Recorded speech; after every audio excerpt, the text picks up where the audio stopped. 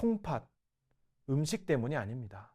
병원에서 더 빨리 망가집니다. 아직도 콩팥이 망가지는 이유가 단지 음식 때문이라고 생각하십니까? 짜게 먹어서, 단백질을 많이 먹어서, 물을 덜 마셔서, 이렇게 알고 계셨다면 지금부터 생각을 바꾸셔야 합니다. 콩팥은 음식보다 병원에서 더 빨리 망가집니다. 더 정확히 말하면 검사, 약, 치료 과정에서 조용히 깎여 나갑니다. 이건 민간요법도 아니고 음모론도 아닙니다. 병원 안에서 매일 반복되는 구조 이야기입니다. 이상하지 않으셨습니까? 멀쩡해서 갔는데 병원에서 검사 하나 받고 왔더니 며칠 동안 유난히 피곤했던 적, 입원은 안 했는데 수치 하나가 살짝 올라 조금 나빠졌네요 라는 말만 듣고 돌아온 날, 그때 대부분의 어르신은 이렇게 생각합니다. 나이 탓이겠지. 검사가 많아서 그런가 보다. 그런데 여러분, 정말 억울하게도 그 순간이 바로 콩팥이 무너지기 시작하는 지점입니다. 그리고 이건 어떤 특별한 사람 이야기 아닙니다. 지금 이 영상을 보고 있는 같은 나이대 분들 대부분에게 똑같이 반복되고 있는 구조입니다. 병원에 자주 가는 분일수록, 검사를 성실히 받는 분일수록, 약을 꼬박꼬박 챙겨 드시는 분일수록, 의사 말을 잘 듣는 분일수록 이미 이 구조 안에 들어와 있습니다. 병원은 사람을 한 번에 망가뜨리지 않습니다. 대신 이렇게 합니다. 한 번은 검사, 한 번은 약, 한 번은 예방, 그리고 그 사이사이에서 콩팥은 아무 말도 하지 못한 채 조용히 손상됩니다. 통증이 없기 때문입니다. 신호를 못 느끼기 때문입니다. 그래서 더 위험합니다. 오늘 영상 정말 중요합니다. 여러분들이 미처 생각지 못했던 병원에서 벌어지는 콩팥 손상의 진실, 딱 3가지만 분명하게 알려드리겠습니다. 첫째, 왜 콩팥은 음식보다 병원 시스템에서 더 빨리 망가지는지. 둘째, 의사는 틀리지 않았는데 환자는 망가지는 이유. 셋째, 다음 검사 처방 앞에서 무조건 멈춰야 하는 기준. 이걸 모르고 병원에 가시면은 여러분은 말 잘 듣는 환자로 남고 콩팥은 조용히 생명을 다해갑니다. 이 영상은 불안을 주기 위한 영상이 아닙니다. 여러분의 권리를 되돌려 드리기 위한 영상입니다. 다음 병원 검사 전에, 다음 약을 받기 전에 어떤 구조로 돌아가는지 이거부터 먼저 보셔야 합니다. 처음엔 아무 증상도 없었습니다. 소변도 괜찮았고 붓기도 없었고 통증은 더더욱 없었습니다. 그래서 병원에 간 겁니다. 아파서가 아니라 확인하려고. 나이 들어서도 건강하게 살고 싶어서요. 의사는 이렇게 말합니다. 혹시 모르니까 CT 한번 찍어보시죠. 요즘은 조영제도 다 안전합니다. 여기까지 들으면 우리는 거절할 이유가 없습니다. 오히려 그 상황에서 안 하다고 하면 내가 무책임한 사람처럼 느껴집니다. 또 거절할 분위기도 아닙니다. 의사 선생님이 권하시니까요. 검사는 순식간에 끝납니다.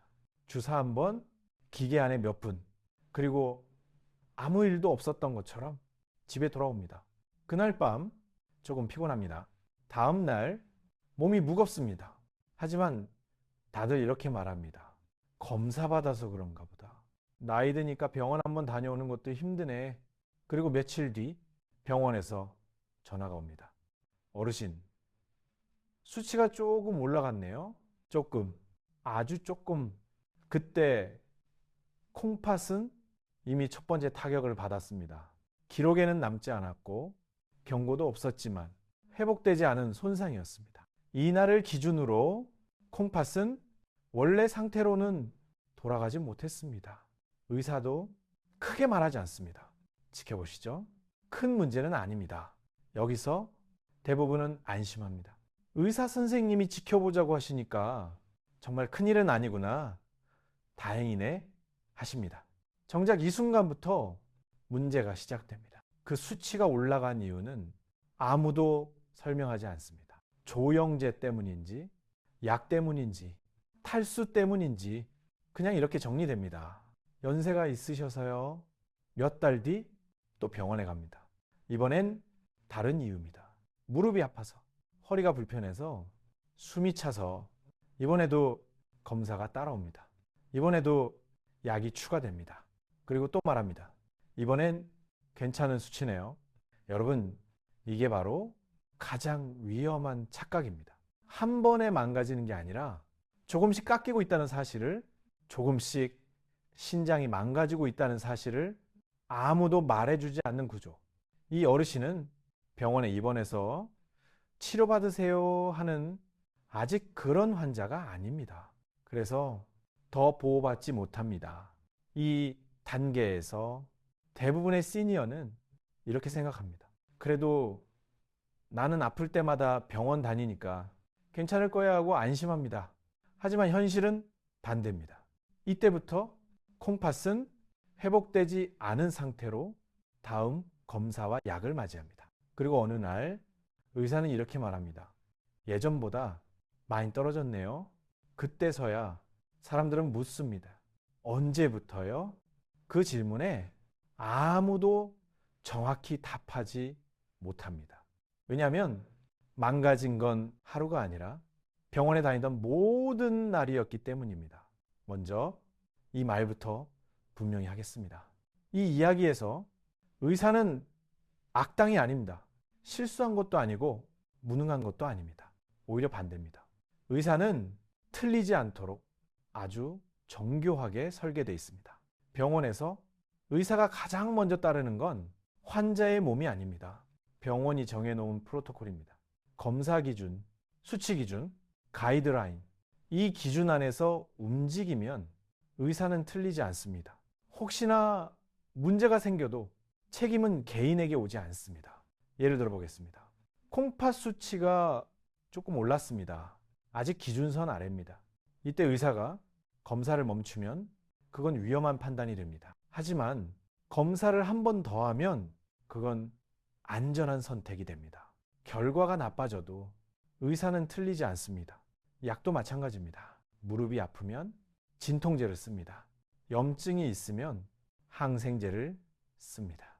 혈압이 있으면 혈압약을 씁니다. 각각만 보면 모두 맞는 선택입니다.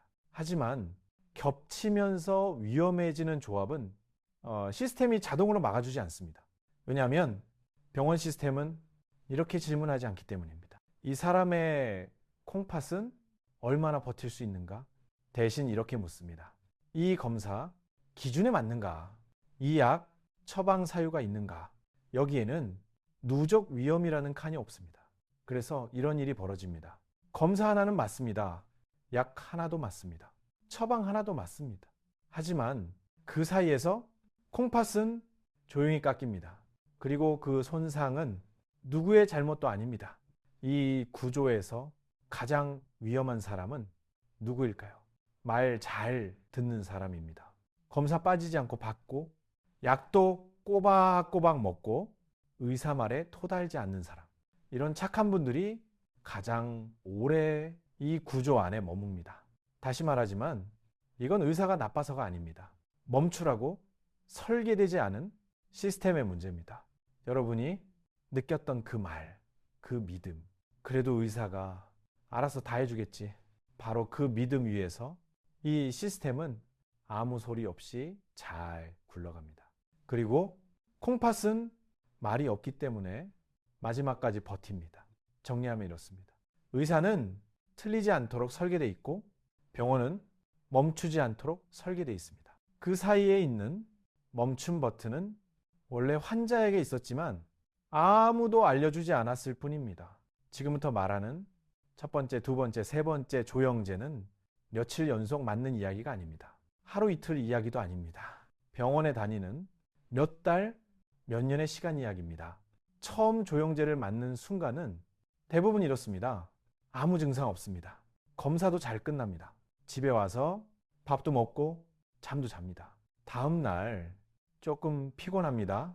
하지만 다들 이렇게 말합니다. 검사해서 그런가 보다. 하루 이틀 지나면 괜찮아지겠지. 이게 첫 번째 병원 검사 조영제 이후의 장면입니다. 이때 콩팥에서는 아주 작은 손상이 생깁니다. 수치로는 잘 안 보입니다. 기록에도 잘 남지 않습니다. 그래서 아무도 크게 신경 쓰지 않고 멈추지 않습니다. 몇 달이 지나고 몇 년이 지나고 다시 병원에 갑니다. 이번엔 다른 이유입니다. 가슴이 불편해서, 숨이 차서, 어지러워서, 다른 곳이 아파서 병원에 갑니다. 그리고 또 조영제가 등장합니다. 이게 두 번째 조영제입니다. 중요한 건 이 시점입니다. 첫 번째 손상은 완전히 회복되지 않았습니다. 겉으로는 멀쩡해 보여도 콩팥은 이미 여유를 하나 잃은 상태입니다. 하지만 검사 기준은 통과합니다. 그래서 아무 일도 없었던 것처럼 또 진행됩니다. 이때부터 콩팥은 선택을 바꿉니다. 회복이 아니라 버티는 쪽으로 혈류를 줄이고 여과를 조금 포기하고 네프론 몇 개를 희생합니다. 이 과정은 아무 통증도 만들지 않습니다. 그래서 사람은 전혀 모릅니다. 그리고 또 시간이 흐릅니다. 또 병원에 가야 할 일이 생깁니다. 입원을 하거나 수술을 앞두거나 추적 검사가 필요해집니다. 여기서 세 번째 조영제가 들어옵니다. 이때 콩팥은 이미 계산을 마친 상태입니다. 이번엔 전부 지킬 수 없다. 여기서부터는 회복이 아닙니다. 대응입니다. 살아남기 위해 일부를 버리는 선택. 네프론이 하나씩 조용히 사라집니다. 문제는 이 모든 과정이 아무 신호 없이 진행된다는 점입니다. 통증도 없고 경고도 없고 응급실에 실려가지도 않습니다. 그래서 이런 말이 나옵니다. 이번에도 괜찮았네요. 괜찮은 건 사람의 느낌이지 콩팥의 상태가 아닙니다. 이렇게 누적됩니다. 검사 하나, 미세 손상 하나, 약 하나, 회복 지연 하나. 이게 차곡차곡 쌓이다가 어느 날 폭포처럼 한 번에 내려앉습니다. 그래서 사람들은 이렇게 말합니다. 갑자기 나빠졌어요. 어제까지 괜찮았는데요. 하지만 진실은 이겁니다. 갑작스러운 건 하루도 없었습니다. 이 모든 건 병원 검사 뒤 아무 말 없이 조용히 진행되고 있었습니다. 병원 시스템은 이 폭포를 막지 않습니다. 왜냐하면 각 단계는 모두 정상 절차였기 때문입니다. 누구도 틀리지 않았습니다. 하지만 콩팥은 그 모든 시간을 한 몸으로 견뎌야 했습니다. 그래서 가장 중요한 질문은 이겁니다. 이 폭포는 어디서 멈출 수 있을까요? 정답은 하나입니다. 맨 아래가 아닙니다. 중간도 아닙니다. 맨 위, 첫 번째와 두 번째에서만 멈출 수 있습니다. 그 아래로 내려오면 선택지는 점점 사라집니다. 그때부터는 치료가 아니라 관리만 남습니다. 이제부터 말씀드릴 내용은 특정 약 하나의 문제가 아닙니다. 이 약이 나쁘다는 이야기도 아닙니다. 문제는 같은 사람에게 같은 시기에 같은 콩팥에 겹쳐 들어오는 구조입니다. 하지만 이 조합은 병원에서 매일 만들어집니다. 첫 번째는 진통제입니다. 무릎이 아플 때, 허리가 아플 때, 어깨가 쑤실 때 병원에 가면 이 말이 나옵니다.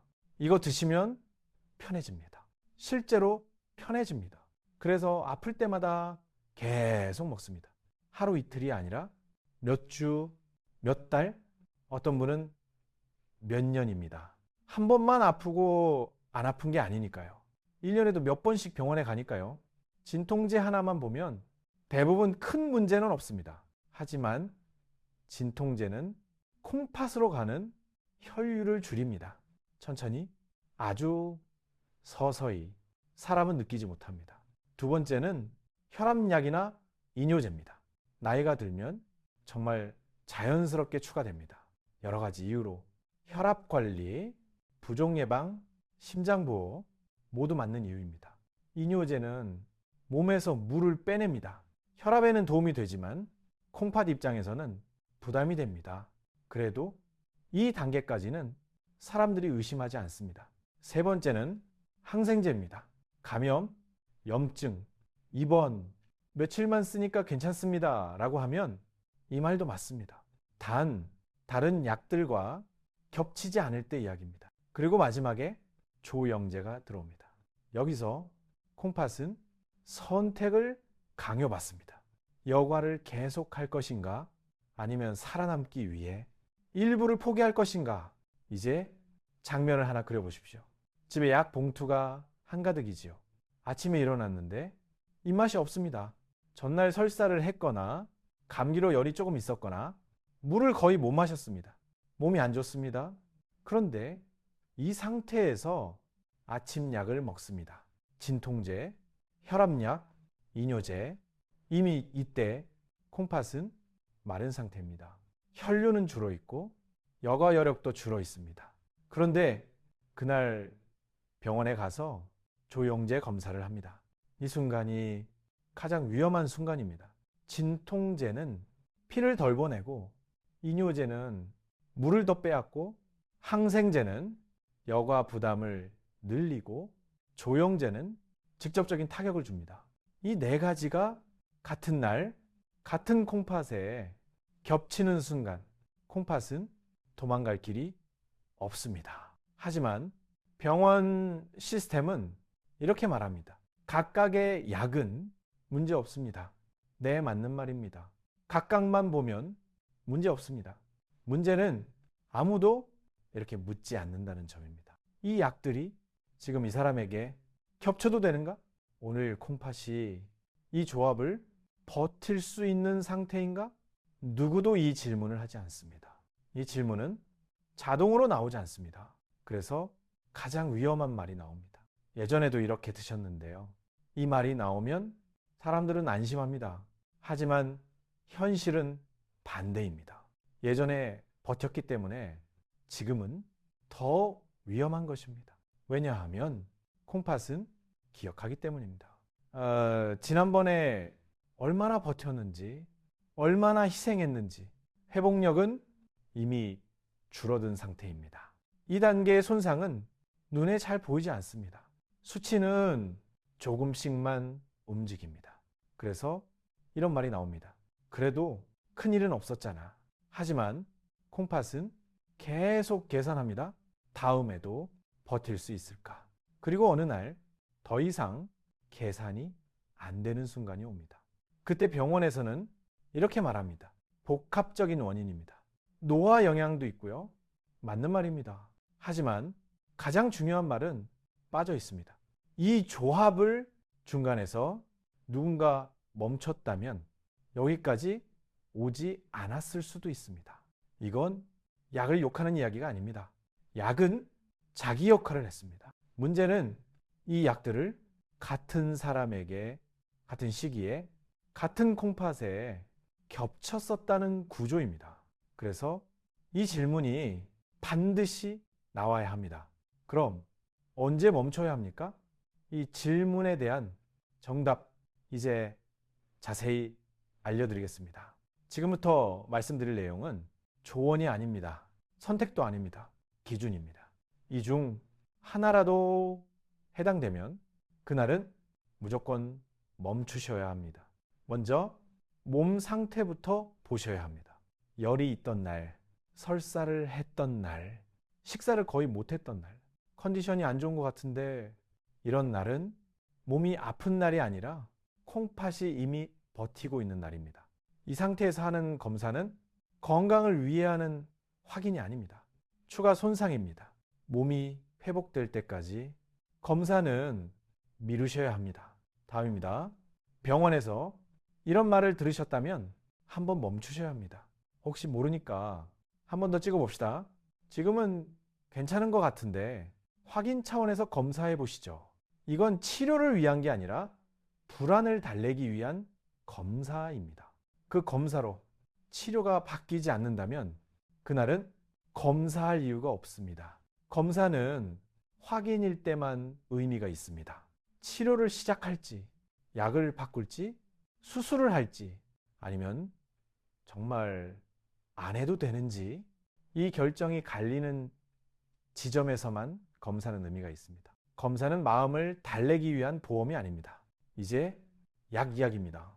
진통제를 먹고 있고 이뇨제나 혈압약을 함께 먹고 있고 그날 물을 거의 못 마셨다면 이 세 가지가 겹친 날에는 약을 그대로 드시면 안 됩니다. 설사를 했거나 몸살 기운이 있거나 입맛이 없었던 날도 마찬가지입니다. 그날은 약부터 다시 물어보셔야 합니다. 병원에서 가장 많이 듣는 말이 있습니다. 연세 때문에 그렇습니다. 노화라서 어쩔 수 없습니다. 이 말을 들었는데도 그 다음에 무엇을 어떻게 바꾸면 되는지 구체적인 대안이 없다면 그 자리에서 결정하지 마십시오. 집에 와서 하루만 두고 생각해도 됩니다. 진짜 급한 문제라면 설명 없이 넘기지 못합니다. 조영제 검사는 특히 조심하셔야 합니다. 최근에 진통제를 드셨거나 항생제를 막 끝냈거나 감기 기운이 있거나 설사나 식사 저하로 몸이 말라 있었던 날, 이런 날은 몸이 이미 버티는 날입니다. 그 상태에서 하는 조영제 검사는 확인이 아니라 추가 손상이 될 수 있습니다. 이럴 때는 말을 많이 할 필요 없습니다. 이 한 문장만 하시면 됩니다. 오늘 말고 다음에 해도 되나요? 이 말을 편하게 못하겠다면 그 순간부터 결정은 여러분 손에 있지 않습니다. 이미 병원의 흐름 안에 들어가 있습니다. 그날은 멈추셔야 합니다. 그리고 마지막으로 이 질문 하나는 무조건 확인하십시오. 이 검사를 안 하면 오늘 안에 어떤 위험이 생깁니까? 여기에 오늘 안에 생기는 위험이 명확하게 설명되지 않는다면 그 검사는 지금이 아닙니다. 여러분, 이 기준들은 의학 상식이 아닙니다. 생존 기준입니다. 병원 시스템은 앞으로만 굴러가도록 설계되어 있습니다. 검사는 늘어나고 약은 추가되고 멈추는 버튼은 잘 보이지 않습니다. 하지만 그 멈추는 버튼은 원래 환자에게 있었습니다. 여러분이 결정하는 겁니다. 아무도 알려주지 않았을 뿐입니다. 이제 여러분은 그 버튼을 가지고 계십니다. 이제부터는 설명도 필요 없고 설득도 필요 없습니다. 질문만 하시면 됩니다. 이 질문들은 싸우게 만들지 않고 결정을 미루게 만들고 결과적으로 콩팥을 지켜줍니다. 첫 번째 질문입니다. 이 검사를 안 하면 지금 당장 오늘 안에 무슨 일이 생깁니까? 이 질문에 오늘 안에 생기는 위험이 명확하게 설명되지 않는다면 그 검사는 오늘이 아닙니다. 급한 검사는 명확한 설명이 먼저 나옵니다. 두 번째 질문입니다. 이 검사 결과로 치료가 바뀝니까? 치료가 바뀌지 않는다면 그건 확인일 뿐입니다. 확인은 몸 상태가 좋을 때 해도 됩니다. 지금 해야 할 이유가 사라집니다. 세 번째 질문입니다. 조영제 말고 다른 방법은 없습니까?